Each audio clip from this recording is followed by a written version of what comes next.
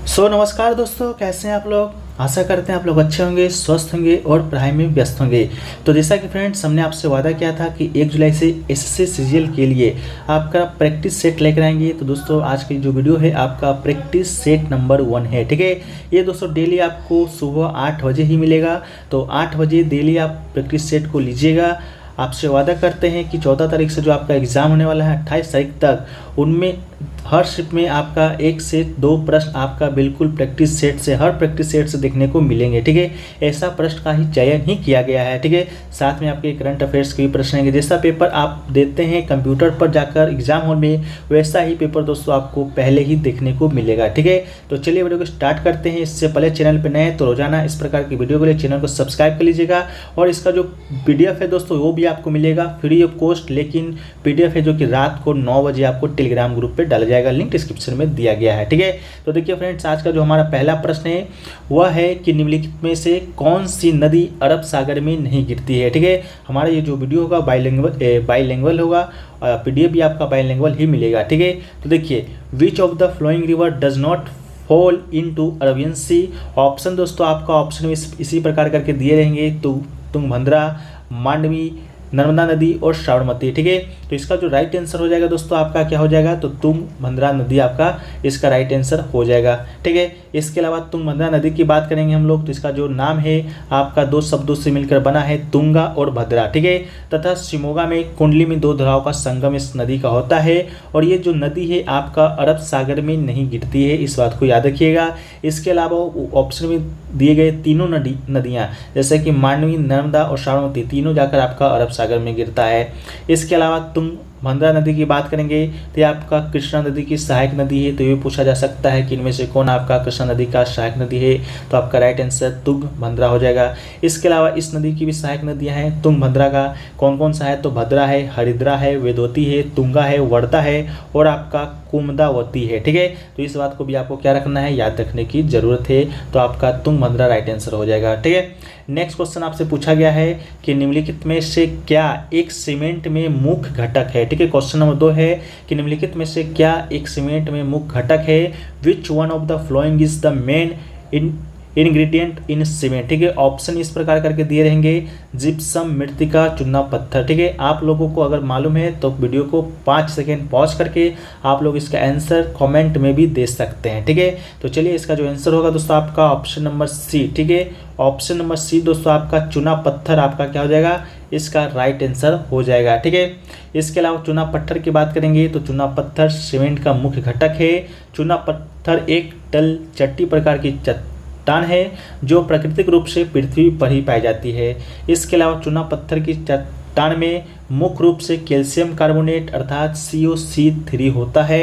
एवं चूना पत्थर में पाए जाने वाले जो खनिज होते हैं, क्वार्ट्ज होते हैं, मृदा खनिज होता है, पाइराइट होता है, सिडराइट होता है, फेल्डस्पेर आदि होते हैं। इसके अलावा इसके अन्य नामों की बात करेंगे तो इसको अन्य नामों से भी जाना जाता है, जैसे कि चाक, कोकियोना, ट्रेविट्रेन, तूफा, लिथोग्राफिक लाइमस्टोन, ओलिथिक लाइमस्टोन, ठीक है। इसका किसका नाम है, तो चूना पत्थर का आपका अतिरिक्त नाम है, ठीक है। तो इतना करके आपको क्या रखना है, फैक्ट्स को याद रखना है, ठीक है। नेक्स्ट क्वेश्चन आपका दिया गया है। नेक्स्ट क्वेश्चन पूछा गया है कि निम्नलिखित में से किसे संयुक्त रूप से रसायन विज्ञान के नोबेल पुरस्कार 2022 से सम्मानित किया गया है, यानी कि who among the following has been jointly awarded the 2022 Nobel prize in chemistry, ठीक है। तो इसका आपके पास 4 ऑप्शन दिए रहेंगे, इमैनुअल चारपेंटर, जेनिफर एडोर्डन, इस प्रकार करके टॉमस लिंडाहाल, पॉल मैड्रिस, अजीत सानकर। इसके अलावा ऑप्शन नंबर सी रहेगा कैलिनो बटोजी, मार्टिन मेल्डर और बेरी शार्पलेस। इसके अलावा बेंजामिन लिस्ट, डेविड डब्ल्यू और सी मैकमेन, ठीक है। तो इसका जो राइट आंसर आपका हो जाएगा फ्रेंड्स ऑप्शन नंबर सी, ठीक है। ऑप्शन नंबर सी कैरोलिन बटोजी दोस्तों आपका इसका राइट आंसर हो जाएगा, ठीक है। 2022 का जो रसायन विज्ञान का जो नोबेल पुरस्कार है संयुक्त रूप से कैरोलिन बटोजी को दिया गया है, मार्टिन मेल्डर को दिया गया है, बेरी शार्पलेस को दिया गया है। क्लिक केमिस्ट्री के रूप में जाने जाने वाले अणुओं के घूर्णन उनके एक साथ किए गए कार्यों के लिए इन्हें दिया गया है। तो इस बात को आपको याद रखना है, ठीक है। चलिए फ्रेंड्स वीडियो में आगे बढ़े इससे पहले आपको बता दें कि जो वीडियो अभी आप देख रहे हैं, ठीक है, उसका एक क्यूज भी कराया जाता है, ठीक है। लेकिन क्या है कि क्यूज का जो शुल्क है आपका एक न्यूनतम शुल्क रखा गया है जो कि बहुत ही न्यूनतम है, 49 रुपीज़ है, ठीक है। तो ये क्यूज आपका प्रयास ऑनलाइन क्यूज के नाम से संचालित होता है। क्यूज फ्रॉम होम इसका नाम रखा गया है क्यूज है जो कि आपका क्या कर सकते हैं, घर बैठे दे सकते हैं। ये क्यूज दोस्तों आपका 2 एग्जामों के ध्यान में रखते हुए कराया जा रहा है। सीजीएल का CHSL का आज ही 1 जुलाई से ये आपका स्टार्ट होगा। इसमें आपका रोज प्रतिदिन जीएस के 25 और इंग्लिश के 25 प्रश्न देखने को मिलेंगे। टोटल 50 प्रश्नों का क्यूज होगा। सोमवार से शनिवार आपका क्यूज होगा रात्रि 9 बजे। इसका जो वैलिडिटी है आपका अगस्त 2023 तक है और पूर्णतः TCS के नवीनतम पैटर्न पर आधारित आपका ये क्यूज होने वाला है। तो सीट है जो कि दोस्तों आपका लिमिटेड है, तो आप लोग ज्वाइन कर सकते हैं मात्र 49 रुपीज़ में, यानी कि 1 रुपये में दोस्तों आपको 2 दिन क्यूज का चार्ज लगेगा। इसके क्विज को ज्वाइन करने के लिए डिस्क्रिप्शन में व्हाट्सअप का लिंक दिया गया है, वहाँ से डायरेक्ट आप लोग आ सकते हैं। नहीं तो आपको सामने व्हाट्सअप नंबर भी दिख रहा है 9973741666, तो वहाँ से भी दोस्तों आप लोग आके अधिक जानकारी ले सकते हैं क्यूज के बारे में। ठीक है, तो चलिए हम लोग वीडियो में आगे बढ़ते हैं। जो क्वेश्चन नंबर 4 है वो दोस्तों पूछा गया है कि 1526 में पानीपत में इब्राहिम लोदी को किसने हराया है। ठीक है, तो आपको बता दें ऑप्शन इस प्रकार करके दिए रहेंगे कि बाबर, अकबर, जहांगीर, हुमायूं। ठीक है, तो who defeated Ibrahim Lodi at Panipat in 1526। ठीक है, तो इसका जो राइट आंसर आपका हो जाएगा वो दोस्तों आपका क्या हो जाएगा, बाबर इसका आपका राइट आंसर हो जाएगा। ठीक है, पानीपत के प्रथम युद्ध के बारे में आप लोग को मालूम होगा किसके किसके बीच हुआ था, इब्राहिम लोदी और बाबर के बीच हुआ था। ठीक है, जीता कौन था, तो बाबर जीता था। इसके बाद ही बाबर ने मुगल साम्राज्य की स्थापना किया था। कब किया था, 1526 में ही। ठीक है, 1526 में आपका मुगल साम्राज्य का स्थापना होता है और लोदी वंश का क्या होता है, खात्मा होता है। ठीक है, लोदी वंश का तो खात्मा होता ही होता है, साथ में आपका क्या होता है, दिल्ली सल्तनत, जो दिल्ली सल्तनत है उसका भी दोस्तों आपका क्या होता है, खात्मा हो जाता है। ठीक है, तो लोदी वंश और दिल्ली सल्तनत दोनों का खात्मा हो जाता है। लोदी वंश दिल्ली सल्तनत से ही संबंधित था। अंतिम शासक इमरान लोदी था और लोदी वंश की स्थापना किसने किया था, तो बहलोल लोदी ने शायद किया था। ठीक है, तो इस प्रकार करके आपको याद रखना है। इसके अलावा 1526 में आपका हुआ था ये पानीपत का प्रथम युद्ध, इसके बारे में डिस्कस हो चुका है। इसके अलावा 1527 में भी एक युद्ध हुआ था जो कि आपका खानवा का युद्ध हुआ था, जो कि बाबर और राणा सांगा के बीच हुआ था। ठीक है, और विजेता कौन बना था, तो बाबर बना था। इसके अलावा 1528 में भी आपका एक युद्ध हुआ है जो कि आपका चंदेरी का युद्ध था। ये भी किसके बीच हुआ था, तो बाबर और मेदिनी राय के बीच हुआ था। जीता कौन था, बाबर। इसके अलावा 1529 में भी एक युद्ध हुआ है जो कि आपका घाघरा का युद्ध हुआ है। ठीक है, घाघरा का युद्ध हुआ है, ये भी आप किसके बीच हुआ था, बाबर के बीच ही हुआ था। एक शायद कौन शासक था, याद नहीं आ रहा है, आप लोग बताइए कमेंट सेक्शन में। ठीक है, तो ये भी आपका बाबर नहीं जीता था। ठीक है, इसके अलावा 1530 में क्या हुआ था, बाबर का मृत्यु हो गया था। ठीक है, किसका मृत्यु हो गया था, बाबर का। इसके अलावा 1526 से 1530 तक आपका क्या हुआ था, बाबर मुगल साम्राज्य का शासक था। इसके बाद आपका इसका बेटा हुमायूं है जो कि शासन संभालता है। ठीक है, चलिए इसके अलावा पानीपत के प्रसिद्ध युद्ध के बारे में बात करेंगे। तो पानीपत का भी प्रसिद्ध युद्ध यानी कि टोटल 3 युद्ध हुआ है। प्रथम युद्ध आपका यही था बाबर वाला। सेकेंड वाला आपका 1556 में हुआ है जो कि पानीपत का द्वितीय युद्ध के नाम से जाना जाता है। ये किसके बीच हुआ था, तो अकबर और हिमू के बीच हुआ था। ठीक है, और विजेता कौन बना था, तो अकबर आपका इस युद्ध का विजेता बना था। इसके अलावा तीसरा जो पानीपत का युद्ध है आपका 1761 में हुआ है। 1761 में आपका पानीपत का तृतीय युद्ध हुआ था। ठीक है, अहमद शाह अब्दाली बना मराठा साम्राज्य के बीच लड़ा गया था। अहमद शाह अब्दाली इस युद्ध में आपका जीत गया था। मराठा साम्राज्य का जो सेनापति था, वो जो नेतृत्व इस युद्ध का कर रहा था, वो आपका सदाशिव राय कर रहा था। ठीक है, कौन कर रहा था, सदाशिव राय आपका इस युद्ध का नेतृत्व कर रहा था मराठा साम्राज्य की तरफ से। ठीक है, चलिए अगला क्वेश्चन पूछा गया है आपका क्वेश्चन नंबर 5 है कि डैश गर्म रक्त वाले जंतु होते हैं, dash are warm blooded animal. Option इस प्रकार करके दिए रहेंगे, मछली दिया रहेगा, स्तनधारी दिया रहेगा, सरीसृप दिया रहेगा और उभयचर दिया रहेगा। तो इसका जो राइट आंसर है आपका क्या हो जाएगा, स्तनधारी हो जाएगा। ठीक है, इसके अलावा गर्म रक्त वाले स्तनधारी और पक्षी बाहर ठंडा होने पर भी अपने शरीर को गर्मी उत्पन्न करने में सक्षम होते हैं। गर्म रक्त वाले जानवरों के शरीर का तापमान समान रूप से स्थिर रहता है, चाहे वो धूप हो या बाहर गर्म हो या बर्फबारी हो, कड़ाके की ठंड हो। ठीक है, चलिए नेक्स्ट क्वेश्चन आपका है क्वेश्चन नंबर 6 है कि पहले खेलो इंडिया यूनिवर्सिटी गेम्स का आयोजन है निम्नलिखित में से किस राज्य में किया गया था। यानी कि first the first Khelo India university games was organised in which of the following state. ठीक है, ऑप्शन कर क्या रहेंगे, तो असम दिया रहेगा, पंजाब दिया रहेगा, हरियाणा दिया रहेगा, उड़ीसा दिया रहेगा।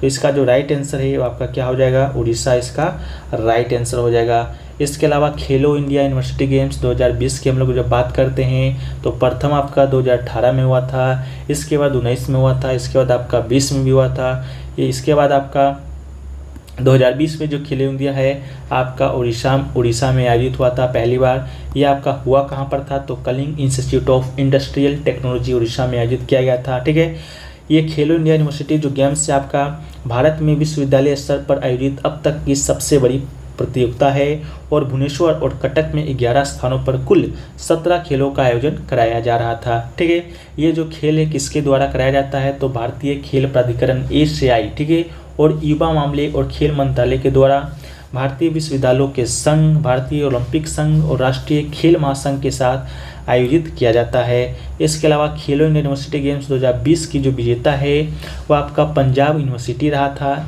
जबकि सावित्रीबाई फुले यूनिवर्सिटी आपका उप विजेता रही थी। ठीक है, चलिए नेक्स्ट क्वेश्चन की बात करेंगे हम लोग। तो नेक्स्ट क्वेश्चन है आपका क्वेश्चन नंबर 7।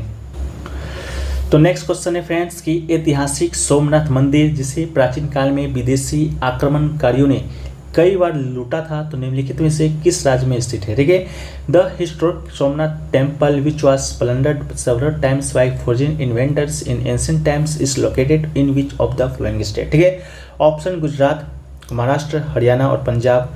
तो आप लोग को बताना है, तो इसका जो राइट आंसर है आपका क्या हो जाएगा, गुजरात। ठीक है, गुजरात इसका राइट आंसर हो जाएगा। इसके अलावा सोमनाथ मंदिर की बात करेंगे तो सोमनाथ मंदिर जिसे सोमनाथ मंदिर या देवपाटन मंदिर भी कहा जाता है, यह प्रभास पाटन, वेरावल, गुजरात, भारत में एक हिंदू मंदिर है और यह हिंदुओं के लिए सबसे महत्वपूर्ण तीर्थ स्थलों में से एक है। ठीक है, इसके बाद श्री सोमनाथ का मंदिर आपका भारत के 12 आदि ज्योतिर्लिंगों में से पहला है।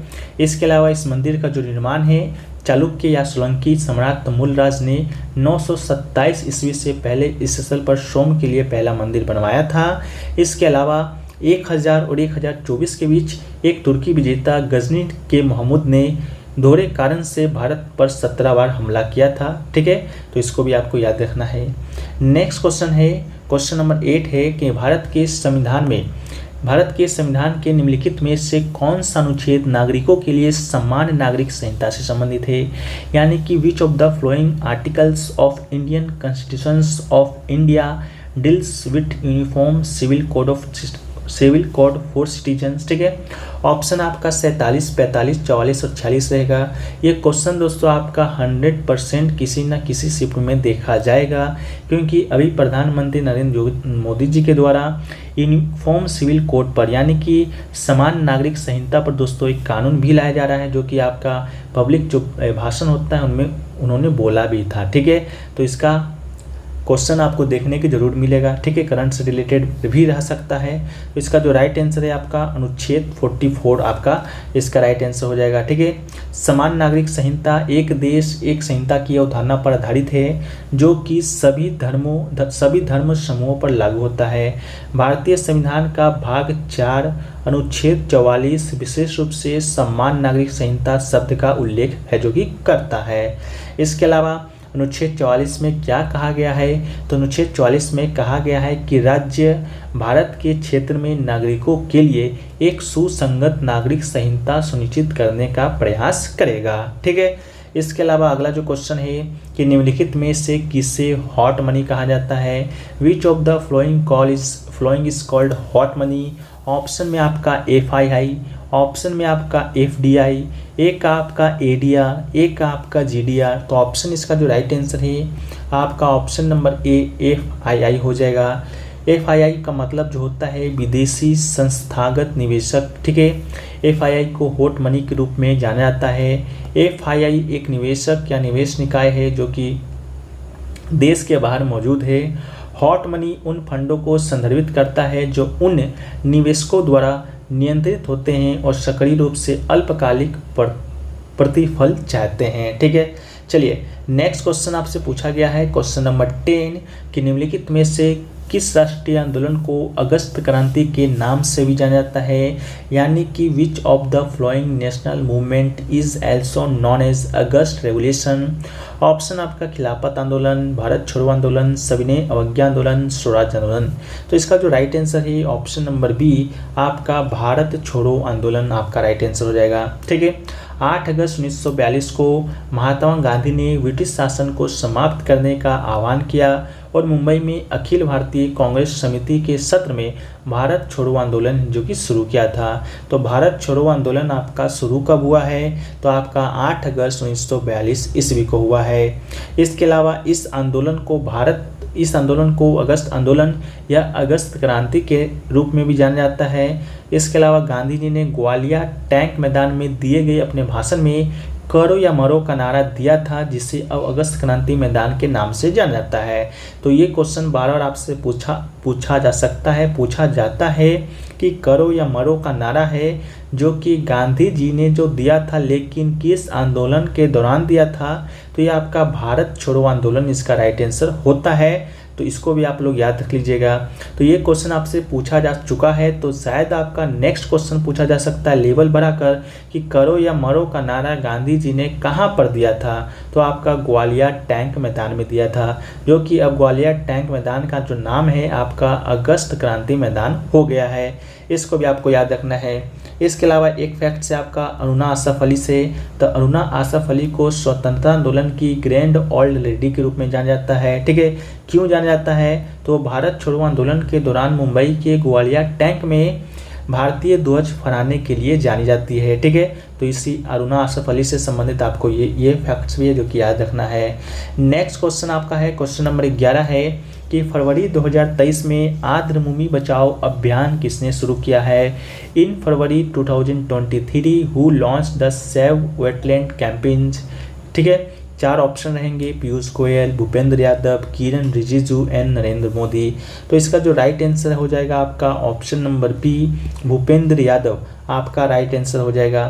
केंद्रीय पर्यावरण वन और जलवायु परिवर्तन मंत्री हैं भूपेंद्र यादव जी, जो कि फरवरी 2023 में आर्द्रभूमि बचाओ अभियान है जो कि शुरू किए हैं। ये आर्द्रभूमि बचाओ अभियान है क्या, तो अभियान आर्द्रभूमि संरक्षण के लिए संपूर्ण समाज दृष्टिकोण पर आधारित है। यह आर्द्रभूमि के महत्व के बारे में लोगों को संवेदनशील बनाने, आर्द्रभूमि के कवरेज को बढ़ाने और आर्द्रभूमि संरक्षण के लिए नागरिक भागीदारी का अवसर प्रदान करता है। ठीक है, चलिए नेक्स्ट क्वेश्चन आपसे पूछा गया है क्वेश्चन नंबर 12 कि अनाज और दालों जैसे खाद्य पदार्थों को सामान्यतः धूप में सुखाकर परीक्षित किया जाता है। इस विधि को क्या कहा जाता है। Food item like cereals and pulses are generally preserved by drying in the sun. What is the method called. ठीक है, ऑप्शन आपका रहेगा पाश्चुरीकरण, प्रशिष्टन, निर्जलीकरण, क्वथन। ठीक है, तो ऑप्शन नंबर सी आपका निर्जलीकरण इसका राइट आंसर हो जाएगा। अनाज और दालों जैसे खाद्य पदार्थों को सामान्यतः धूप में सुखाकर परीक्षित किया जाता है। इस विधि को क्या कहा जाता है, तो निर्जलीकरण के रूप में जाना जाता है। शुष्कन या निर्जलीकरण में गर्म वायु या गर्म पृष्ठीय शुष्कों द्वारा खाद्य पदार्थ से जल को निकाल दिया जाता है। मांस, सेव, खुमानी, अंगूर जैसे फल इस विधि के द्वारा शुष्कन के उदाहरण हैं। ठीक है, किसके, तो निर्जलीकरण के कुछ उदाहरण हैं। निर्जलीकरण को ही शुष्कन ही जो कि कहा जाता है। ठीक है, नेक्स्ट क्वेश्चन आपका पूछा गया है कि निम्नलिखित में से कौन सी रबी फसल है। विच of the following is rabi crop. Option इसी प्रकार रहेंगे आपके, सरसों रहेंगे, मक्का रहेंगे, सोयाबीन रहेंगे, कपास रहेंगे। ठीक है, तो इसका जो राइट आंसर है आपका ऑप्शन नंबर ए सरसों आपका हो जाएगा। ठीक है, भारत में रबी फसल की कुछ प्रमुख जो उदाहरण हैं, उसके बाद आपके जौ आता है, सरसों आता है, तिल आता है, मटर आता है। इसको याद रखना है।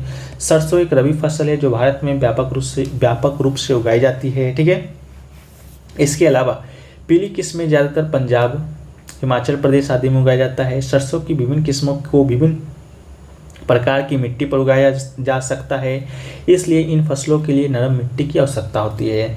इसके अलावा रबी की फसल अक्टूबर से दिसंबर तक सर्दियों में बोया जाता है और गर्मियों में अप्रैल से जून तक काटी जाती है।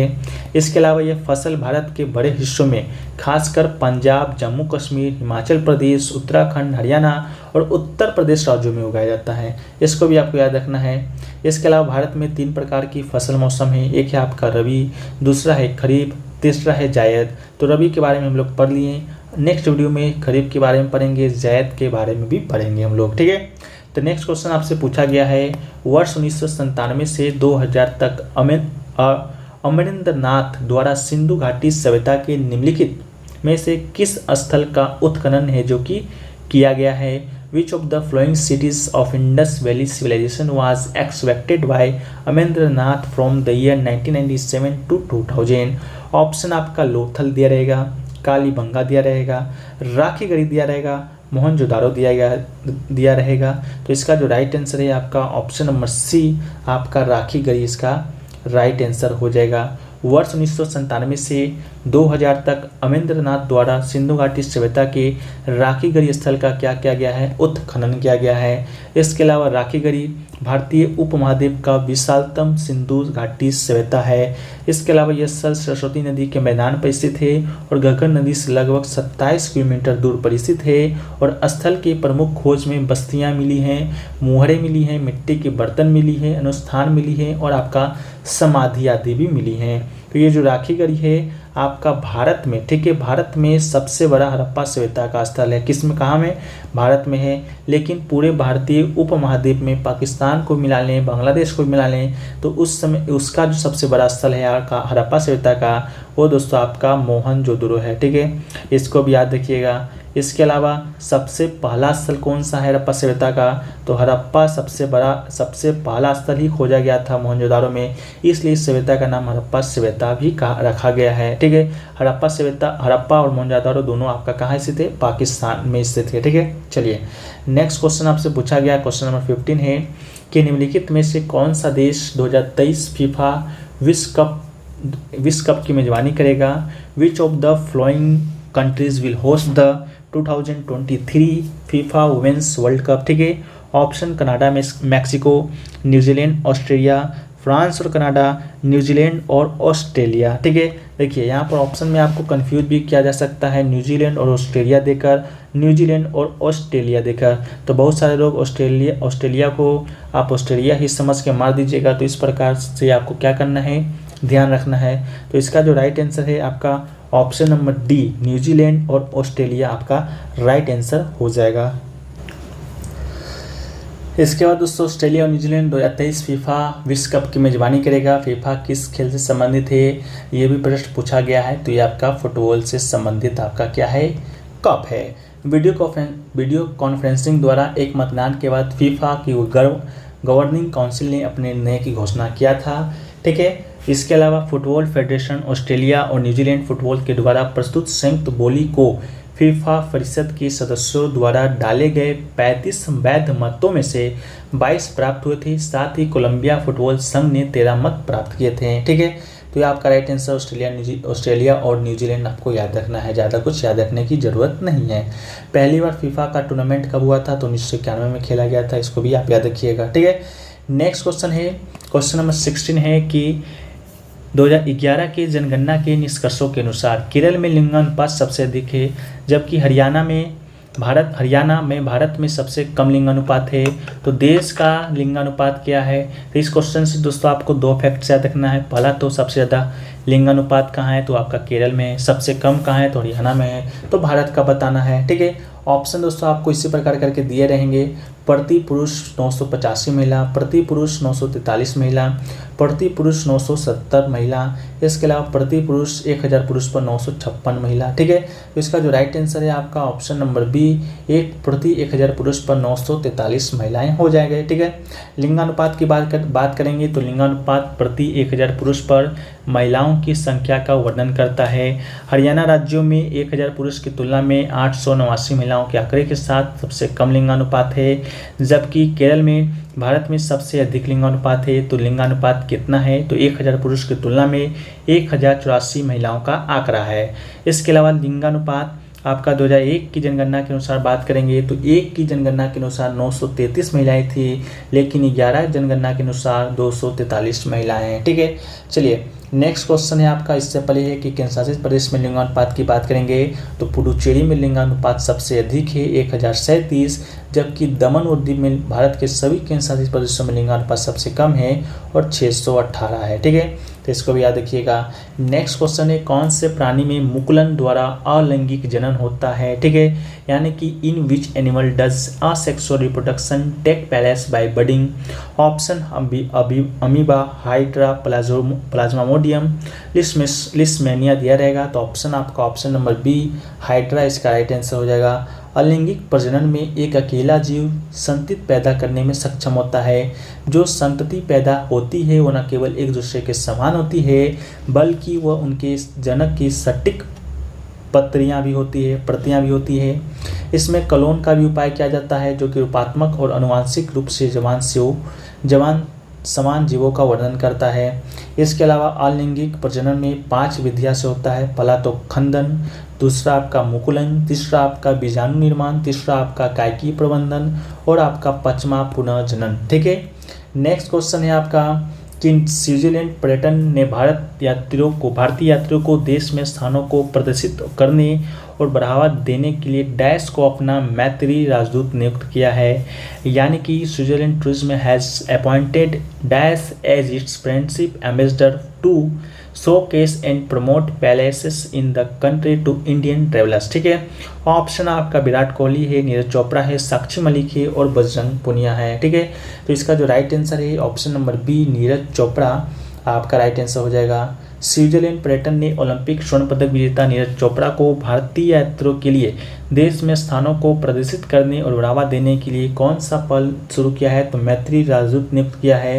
नीरज चोपड़ा ने सितंबर 2022 में स्विट्जरलैंड के लुसाने में ओलंपिक संग्रहालय को अपना स्वर्ण पदक जीतने वाला भाला भी दान किया था। ठीक है, इसको भी याद रखना है। मैरी कॉम के दस्ताने, ध्यानचंद की हॉकी भी संग्रहालय में प्रदर्शित प्रदर्शनियों का हिस्सा है। ठीक है, नेक्स्ट है आपका क्वेश्चन नंबर 19 की अंतर्राष्ट्रीय जल दिवस कब मनाया जाता है, तो when is international water day celebrated.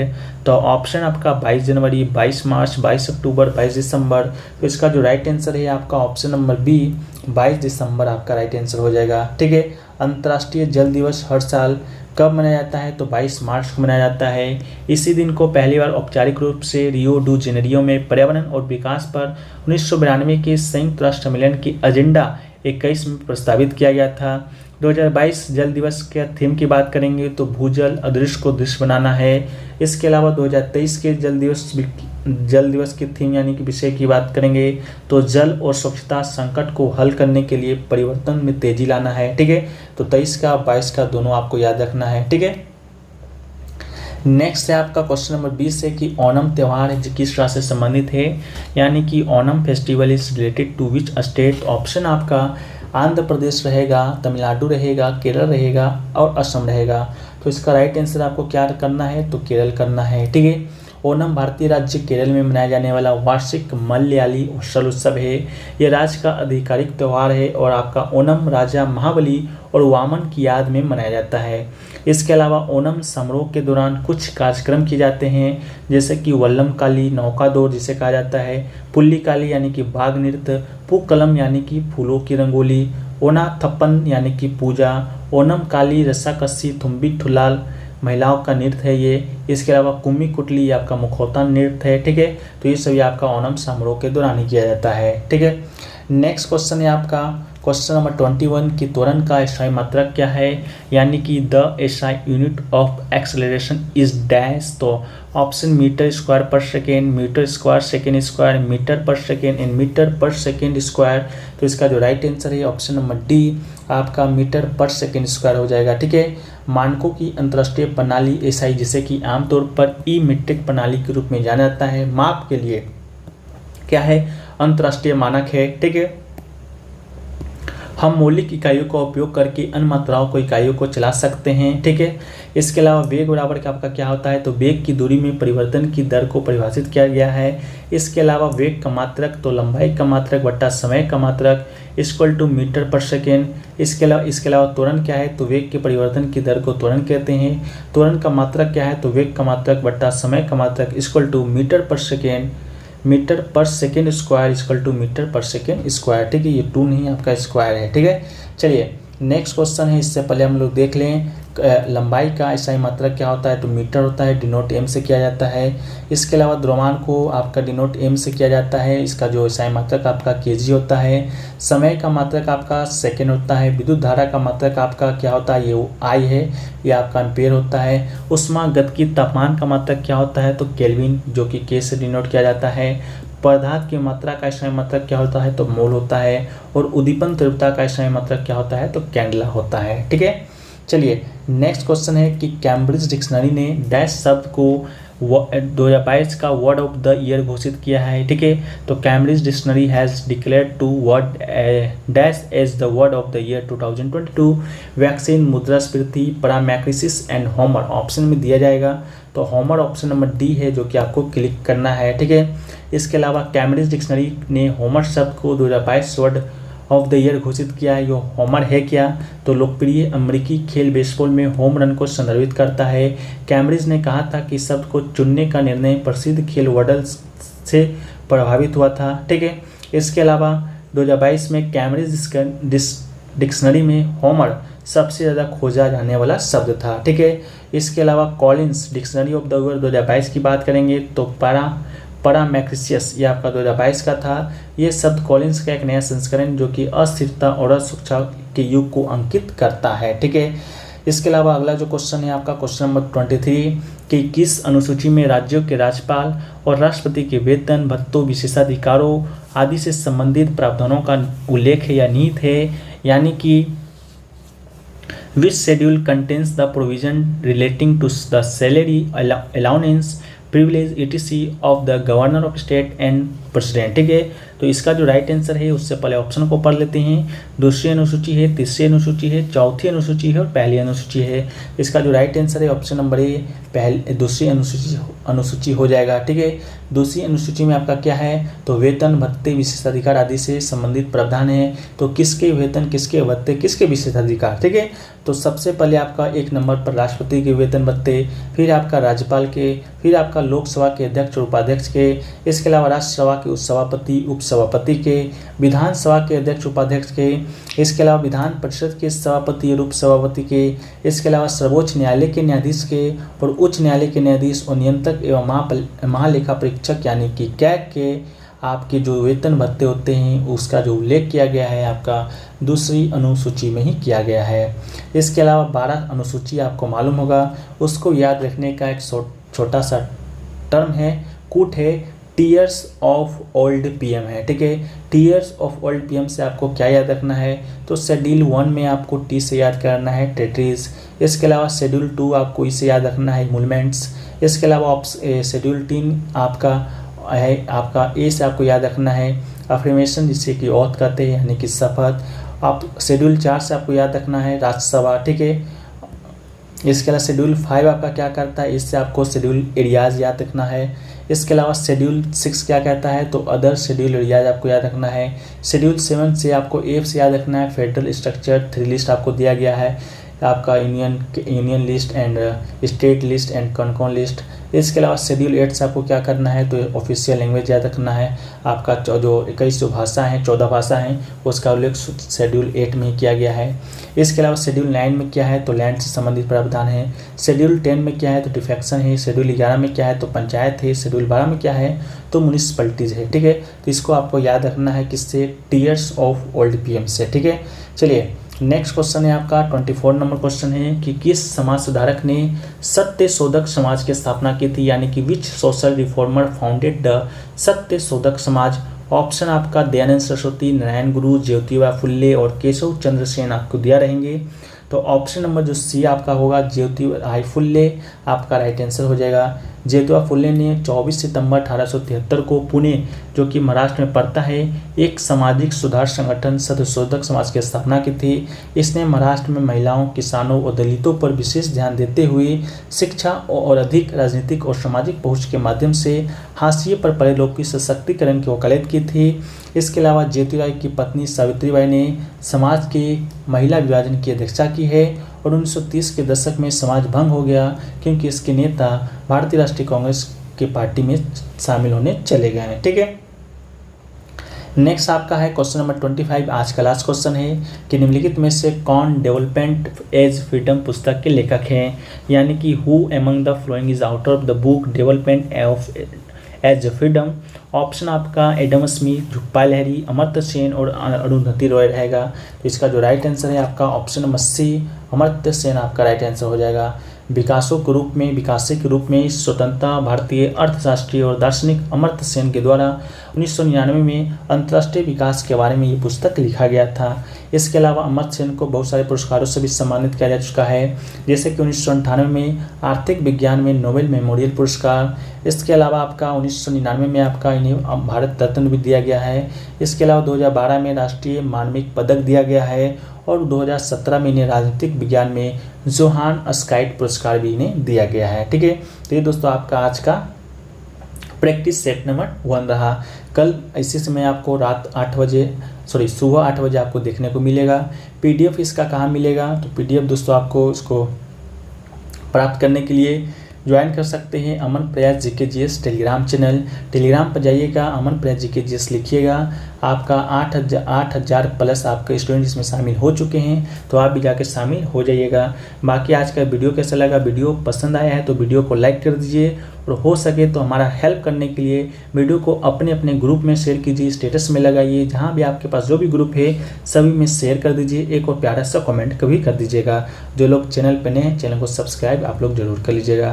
तो मिलते हैं फ्रेंड्स एक नए वीडियो में, जब तक के लिए जय हिंद, जय भारत, वंदे मातरम।